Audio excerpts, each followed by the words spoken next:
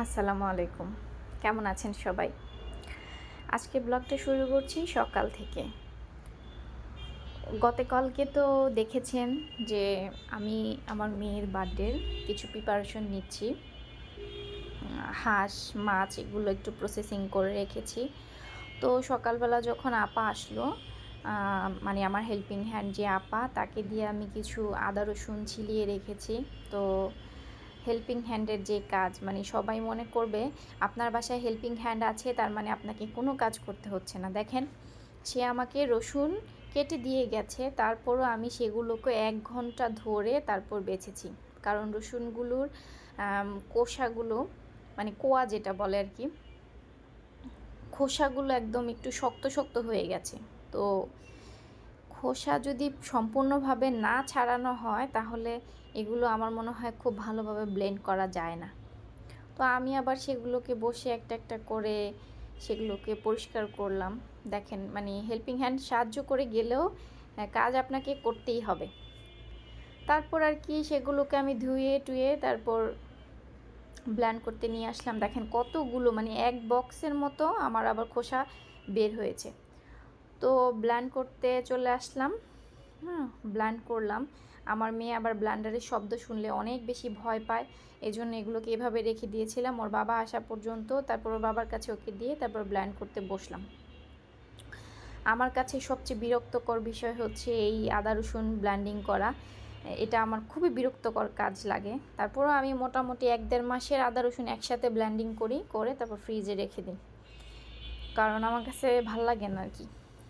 যাই হোক, তো এগুলো ব্লেন্ডিং করে আমি ফ্রিজে রেখেছি। তারপর আমি কিছু মটরশুঁটি, আমার খুবই পছন্দ, কিন্তু এবার যেই দাম মটরশুঁটি, 50-60 টাকা কেজি মটরশুঁটি এখন 180 টাকা কেজি হয়ে গেছে। এই ভয়ে এতদিন খাইনি। তো এখন তো শীত শেষ, তো এখন তো আর মনে হয় না বেশি দিন পাওয়া যাবে। তো আর কি করার, হাজব্যান্ডকে বলেছিলাম, সে মটরশুঁটি নিয়ে আসছে গতকালকে। তারপর মটরশুঁটিগুলো একটু ছিলে ভেজে নিলাম। আমার মতো কারা কারা এরকম মটরশুঁটি ভেজে খান জানাবেন, কারণ অনেকে নাকি সিদ্ধ করে খায়, আমি কখনো সিদ্ধ করে খাইনি। হয়তো পোলাও বা কোনো তরকারির সাথে আমার বেশি পছন্দ হচ্ছে মটরশুঁটি ভেজে খাওয়াটা। তো যাই হোক, সবার কী অবস্থা জানাবেন কমেন্টস করে, আর আমার ভিডিও কেমন লাগে সেটাও জানাবেন। নতুন নতুন ব্লগিং করছি, আসলে সময় হয়ে ওঠে না সব কিছু মিলিয়ে প্রতিদিন ব্লগ দেওয়া, শ্যুট করা। আর যেহেতু আমি প্রতিদিন রান্না করি না, আমি একদিন পর পর রান্না করি। আমার ছোট মেয়ে, ওকে নিয়ে আমার ঘর সামলানো খুব টাফ হয়ে যায়, কারণ সে খুব মা পাগল মেয়ে।